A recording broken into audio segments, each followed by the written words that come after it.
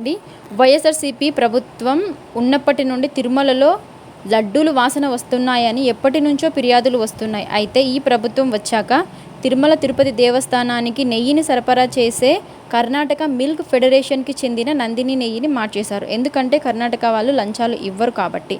ఈ విషయంపై కర్ణాటక అసెంబ్లీలో సైతం చర్చ జరిగింది. నాణ్యమైన నెయ్యి 1000కి పైగా ఖర్చవుతుంది. కానీ వైఎస్ఆర్సీపీ ప్రభుత్వంలో 320 రూపాయలకి నెయ్యి టెండర్లు పిలిచి ఎవరైనా 300 రూపాయలకు నెయ్యిని సప్లై చేస్తారా అని అడిగేవారట. అలా ఎవరైతే సప్లై చేస్తామని ముందుకొస్తారో వారికే టెండర్లు ఇచ్చేవారట.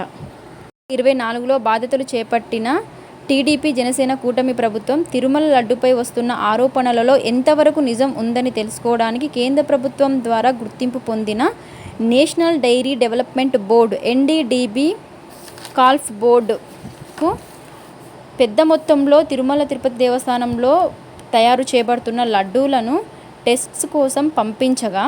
టెస్ట్ల కోసం జూలై 8, 2024 ల్యాబ్కు పంపించగా జూలై 17న ఎన్డీడీబీ కాఫ్ ల్యాబ్ రిపోర్ట్స్ని నివేదించింది. ఎన్డీడీబీ రిలీజ్ చేసిన రిపోర్ట్స్ని మనం అబ్జర్వ్ చేసినట్లయితే ఇక్కడ ఎస్ వాల్యూ అనేది కనిపిస్తుంది. ఈ ఎస్ఐ ఏంటంటే it is a mathematical equation used to determine the purity of milk fat. అంటే మిల్క్ ఫ్యాట్లో ఉన్నటువంటి ప్యూరిటీని డిటర్మైన్ చేయడానికి యూజ్ చేసే ఒక mathematical equation. Acceptable S value for pure milk fat ranges between 98.05 to 104.32. కానీ ఎన్డీడీబీ రిపోర్ట్స్ ప్రకారం తిరుమల లడ్డు యొక్క S value 20.32గా record చేశారు. అంటే లో ఫార్మలిన్ ఆర్ ఎనిమల్ ఫ్యాట్ యొక్క ఎస్ వాల్యూ 23.22గా ఉంటుంది. ఎన్డీడీబీ తిరుమల లడ్డులో ఉన్న 39 యాసిడ్స్కి కూడా కెమికల్ టెస్ట్ చేయగా వాటిలో 10 యాసిడ్స్ ఉండాల్సిన రేంజ్ కంటే ఎక్స్ట్రీమ్ రేంజ్లో ఉన్నాయట. అవే కాక లడ్డూలో జంతువుల కొవ్వులో లభ్యమయ్యే linoleic acid and beta sitosterol significant క్వాంటిటీస్లో ఉన్నాయట. ఫైనల్లీ ఎన్డీడీఏ రిపోర్ట్స్ ఏం చెప్తున్నాయంటే if any S value falls outside the corresponding limits consider the sample to contain foreign fat. అంటే ఆవు నెయ్యిలో సోయాబీన్, పొద్దుతిరుగుడు, ఆలివ్, గోధుమ, బీన్, మొక్కజొన్న, పత్తి గింజలతో పాటు చేప నూనె, బీఫ్ టాలో, ఫామ్ ఆయిల్, పంది కొవ్వు కూడా ఇందులో వాడినట్లు నివేదికలు తెలియజేస్తున్నాయి.